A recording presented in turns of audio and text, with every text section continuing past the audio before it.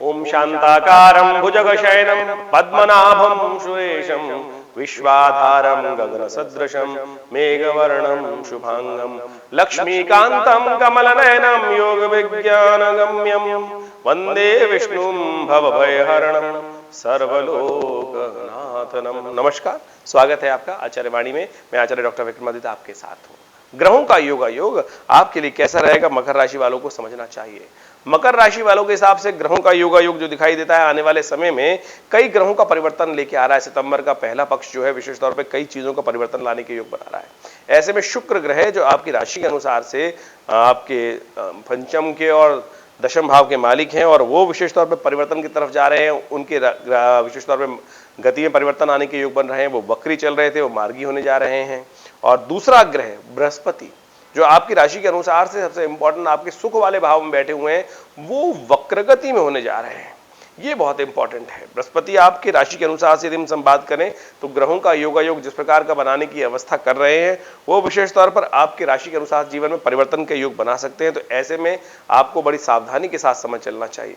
सुख भाव में बैठे हुए बृहस्पति राहु के साथ और आने वाले समय में 31 अक्टूबर पर राहु भी से भी कि ग्रास से बृहस्पति बाहर भी आएंगे और ये वक्र गति में वापस जाना, मैं कहूंगा आने वाले समय की बड़ी शुभ सूचना प्राप्त होने के योग बनाती है। क्योंकि बृहस्पति जब आगे चलते चले जा रहे हैं, हर ग्रह अपने आगे चलता चला जा रहा है, तो राशि का शुभ प्रभाव आगे बढ़ता चला जा रहा है। और ऐसे में राहु के यहां होने के कारण से बृहस्पति का बहुत सारा शुभ प्रभाव कम हो गया था। अब बृहस्पति वक्री हो गए, वापस जा रहे हैं, अपनी कुछ अंशों में वापस जाएंगे और उसके बाद जब राहु परिवर्तन की तरफ चले जाएंगे तो बृहस्पति का शुभत्व आपको पूर्ण भोगने का आने वाले समय में बहुत सुंदर योग बनने वाला है। तो आपको ऐसे में समझ लेना चाहिए ग्रहों का योगायोग आपके लिए आने वाले समय में सितंबर के पहले पक्ष में क्या कुछ करने के योग बना रहा है। सबसे पहले हम बात कर लेते हैं 1 सितंबर का।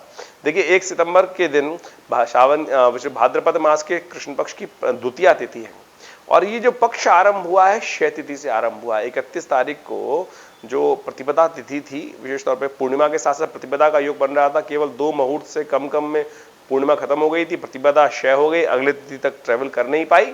तो कहा जाता है कि जो क्षय तिथि से पक्ष आरंभ होता है, मास आरंभ होता है, उसमें कुछ ना कुछ प्राकृतिक आपदाओं के योग बनते हैं। तो ऐसे में प्राकृतिक आपदाएं इस विशेष तौर पर समय में परेशान कर सकती हैं, तो उनसे थोड़ा सावधान रहते हुए कार्य करने की जरूरत है।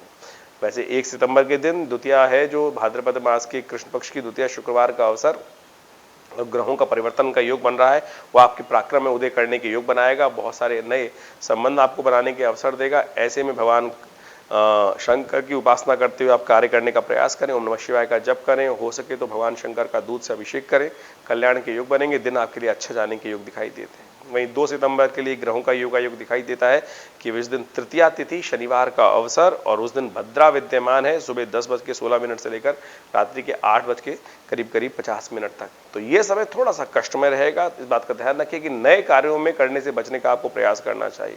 ऐसे में मन में विचार में बहुत सारे, क्योंकि ग्रहों का योगायोग पराक्रम भाव में बड़ा सुंदर बन रहा है, आपके लिए लाभ के योग बना रहा है और ऐसे में कुछ नए कार्य करने के लिए मन में विचार बार बार आएगा, ये भी नया कर लें, ये भी नया कर लें, लेकिन भद्रा विद्यमान होगी, इस बात का ध्यान रखते हुए कार्य करने की जरूरत दिखाई देती है। भद्रा में नए कार्य, नए विचार, नए प्रोजेक्ट्स को हाथ में लेना ठीक नहीं दिखाई देता। तो यदि आरंभ भी करना है तो 10:16 से पहले उसको आरंभ करने का आपको प्रयास करना चाहिए, अन्यथा कष्ट के योग बन सकते हैं। तो आपकी राशि के अनुसार से इस बात को समझते हुए आपको कार्य करने का प्रयास करना चाहिए। और एक बात और, विशेष तौर पर इन 2 तिथियों में जो 3 और 4 तारीख की हम बात कर रहे हैं, 2 और 3 सितंबर के दिन, उस दिन गंडमूल नक्षत्र विद्यमान रहेंगे, रेवती और अश्विनी। ऐसे में यदि घर में परिवार में कोई नया जातक जन्म लेता है तो उनकी मूल शांति अवश्य कराने का प्रयास कीजिएगा, ये बहुत जरूरी है, अन्यथा वो परिवार पर स्वयं के लिए भारी रहने के योग बनेंगे। वहीं 3 सितंबर के दिन बात करें तो उस दिन ग्रहों का खेल परिवर्तन की तरफ जा रहा है। उस दिन भाद्रपद मास के कृष्ण पक्ष की चतुर्थी तिथि है, रविवार का अवसर है और ग्रहों का योगायोग बहुत सुंदर योग बनाएगा आपके लिए। चंद्रमा के साथ बृहस्पति का योग बन जाएगा और उसके कारण से बहुत अच्छे से लाभ के योग बनेंगे, आगे बढ़ने के अवसर आपको प्राप्त होंगे। चतुर्थी है, गणेश चतुर्थी उस दिन, तो नए कार्य आरंभ करने के लिए रिक्ता तिथि अच्छी नहीं मानी जाती। इस बात का ध्यान रखते हुए कार्य करें। रूटीन कार्य करने के लिए कोई दिक्कत नहीं है, आगे बढ़ने के अवसर आपको प्राप्त होंगे, बहुत सुंदर योग बन सकते हैं। जो 4 तारीख की यदि हम बात करें तो उस दिन विशेष तौर पे पंचमी तिथि भाद्रपद के कृष्ण पक्ष की मास की और सोमवार का अवसर। शुक्र मार्गी होने जा रहे हैं और शुक्र मार्गी होना आपकी राशि के अनुसार से यदि हम बात करें तो बहुत पॉजिटिव चेंजेस लाने के योग बन सकते हैं और ऐसे में विशेष तौर पर शुक्र का मार्गी होना, सुबह 6:31 पर शुक्र मार्गी होने जा रहे हैं और आपकी राशि के अनुसार से आपके विशेष तौर पर पंचम भाव, विचार वाले भाव, विद्या वाले भाव और सफलता वाले भाव के स्वामी हैं और ये सही मार्ग पर चलने के योग बनते दिखाई दे रहे हैं। आगे बढ़ेंगे और आपके लिए उत्थान के कुछ अच्छे योग बना सकते हैं। सोमवार का अवसर है, सफेद चीजों का दान करें, चावल का दान करें, आपके लिए अच्छा रहेगा। वहीं 5 सितंबर की यदि हम बात करें तो उस दिन ग्रहों का योगायोग परिवर्तन का एक बहुत महत्वपूर्ण योग बना रहा है। बृहस्पति ग्रह वक्री होने जा रहे हैं, ये विशेष तौर पर ध्यान रखने वाली बात है। ऐसे में जो पंचांग क्या कह रहा है इस तिथि के बारे में, भाद्रपद मास के कृष्ण पक्ष की षष्ठी तिथि, मंगलवार का अवसर और ग्रहों का योगायोग आपके लिए बड़ा अनुकूल स्थान बनाता दिखाई दे रहा है। बहुत आगे बढ़ने के अवसर आपको प्राप्त होंगे, लेकिन बृहस्पति का वक्री होना थोड़ा सा ध्यान को भटका सकता है, इस बात का ध्यान रखें क्योंकि बृहस्पति महाराज सुख वाले भाव में है और सुख भाव में वापस जब बृहस्पति वक्री का मतलब मान लीजिए कि ग्रहों का योगायोग इस प्रकार का बन रहा है कि वो अपनी गति को आगे पीछे करने के योग बनते हैं, तो थोड़ा थोड़ा अंश पीछे घटते चले जाएंगे ग्रहों के अंश जो है विशेष तौर पर। तो आप उसको ध्यान रखते हुए कार्य करें कि जो विचार है आपके कार्य जो आगे बढ़ने की तरफ जा रहे थे उसकी स्पीड में थोड़ी कमी आ सकती है, तो इस बात का ध्यान रखना है। तो आगे बढ़ने के जो प्रयास हैं थोड़ा ज्यादा श्रम आपको लगाना पड़ेगा। भद्रा रहेगी करीब करीब शाम को 3:45 के बाद से, तो ऐसे में सुबह सुबह का समय नए कार्यों के लिए अच्छा है। दोपहर के बाद नए कार्यों से करने से, नए विचारों को करने से बचना चाहिए और नए प्रोजेक्ट्स को हाथ में लेने से बचना चाहिए। वहीं 6 तारीख यदि हम बात करें तो उस दिन सप्तमी तिथि है उदया तिथि के तौर पर और उसके बाद अष्टमी का करीब करीब 3 बजे के बाद दोपहर के आगमन भी हो रहा है और बुधवार का अवसर है। ऐसे में स्मार्थ लोग जो है वो जन्माष्टमी का शुभ योग आज ही मनाएंगे होंगे। रोहिणी नक्षत्र भी विद्यमान है और ऐसे में रात्रि में अष्टमी मिल रही है, तो स्मार्थों के हिसाब से तो विशेष तौर पर ये बहुत सुंदर तिथि है और इसी में जन्म भगवान का प्रत्यक्ष जन्म हुआ था, तो उस दिन जन्माष्टमी का उनके अनुसार से प्रत्यक्ष योग के अनुसार से वो मनाने का प्रयास करते हैं। तो वो भी एक भारत के अंदर मत है और वो भी बड़ा अच्छा है, तो आपको बड़ा सुंदर दिखाई देता है। कई लोग भ्रांति में फंस जाते हैं कि ये हम तो 2-2 दिन जन्माष्टमी हो गई है। भारतीय संस्कृति में देश में अनेक अनेक मत हैं, सबको मनाने का अधिकार है और विशेष तौर पर आप अपने गुरुजनों के हिसाब से, उनकी श्रद्धा के अनुसार से, उनके मत के अनुसार से हम उनका अनुसरण करने का प्रयास करते हैं। तो स्मार्थों के अनुसार से भी योग है तो कोई सुंदर नहीं है, तो आपको इस बात को मानना चाहिए कि 2-2 दिन आपको सुंदर उत्सव मनाने का प्रयास, जो सुंदर अवसर मिल रहा है उसका सुयोग सुअवसर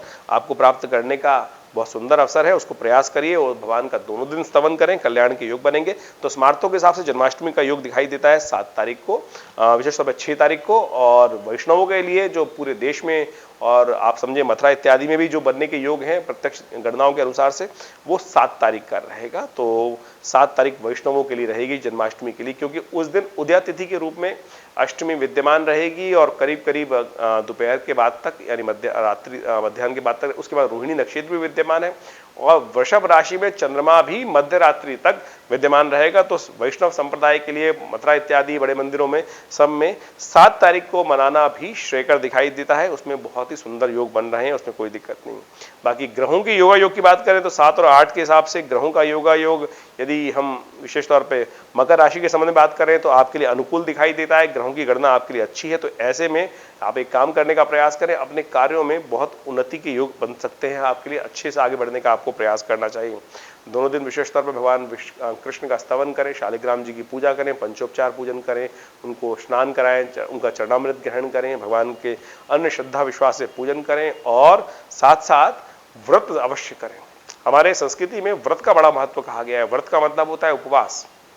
उपवास हम जगत में करते हैं, उपवास का अर्थ होता है कि हम परमात्मा के सानिध्य में जहां रहते हैं वहां से हटकर परमात्मा के सानिध्य में वास करने का प्रयास करें, तभी वो वास्तविक तौर पे उपवास हुआ। तो उस स्थिति के अनुसार से आप करने का प्रयास कीजिए, कल्याण के योग बनेंगे। 8 सितंबर की यदि हम बात करें तो उस दिन नवमी तिथि है और साथ साथ शुक्रवार का अवसर है। ग्रहों का योगायोग परिवर्तन की सूचना लेके आ रहा है और यह परिवर्तन थोड़ा सा आपके लिए भारी पड़ सकता है। स्वास्थ्य के मामले में थोड़ा ध्यान रखते हुए आपको कार्य करने का प्रयास करना चाहिए, या आपके काम में, आपके व्यवसाय में, आपके क्षेत्र में कुछ लोग आपको परेशान करने के योग बना सकते हैं, तो आपको शत्रु दमन करने का भी प्रयास करना चाहिए। एक बात ध्यान रखें, थोड़ा सा शुक्रवार का समय, ऐसे में खट्टे फलों का दान करना बड़ा अच्छा उपाय है। खट्टे फलों का विशेष तौर पर दान कीजिए, कष्ट कम होने के योग बनेंगे। वहीं 9 सितंबर की यदि हम बात करें तो उस दिन दशमी तिथि है, रविवार का अवसर है भाद्रपद कृष्ण पक्ष की, और उस दिन सुबह सुबह 6:21 से भद्रा भी विद्यमान रहेगी। तो नए कार्यों को करने से आपको बचने का प्रयास करना चाहिए। शनिवार का अवसर है, हनुमान चालीसा का पाठ करें, हनुमान जी को चोला चढ़ाएं, उससे आपके शनि अनुकूल होने के योग बनेंगे। इन दिनों शनि महाराज जो आपकी राशि के अनुसार है वो मंगल जो लग्नेश है, मंगल के साथ षडाष्टक योग बना रहे हैं। ये षडाष्टक योग अननेसेसरी के क्लैशेस देता है, तो ऐसे में हनुमान जी का स्तवन करना बहुत कल्याणकारी रहेगा। हनुमान चालीसा का पाठ करना, हनुमान जी को चोला चढ़ाना आपके लिए बड़ा अच्छा उपाय है। इन सबको करते हुए कार्य करने का प्रयास करें, क्योंकि 7.5 का अंतिम भाग भी चल रहा है आपके लिए। तो बेकार के झगड़ों से बचने का प्रयास कीजिए। कुछ कार्यों में रुकावट, व्यवधान उत्पन्न करने के योग बन सकते हैं, तो जिस सबसे बचते हुए कार्य करने का आपको प्रयास करना चाहिए। उपाय सबसे श्रेष्ठ है, हनुमान जी को चोला चढ़ाएं, हनुमान चालीसा का पाठ करें, कष्ट कम होंगे। 10 तारीख के दिन बात करें तो 10 सितंबर के दिन एकादशी है। अजय एकादशी के रूप में इस तिथि को माना जाता है। भगवान विष्णु का स्तवन करते हुए आप कार्य को आरंभ करें। रविवार का अवसर और साथ साथ एकादशी तिथि।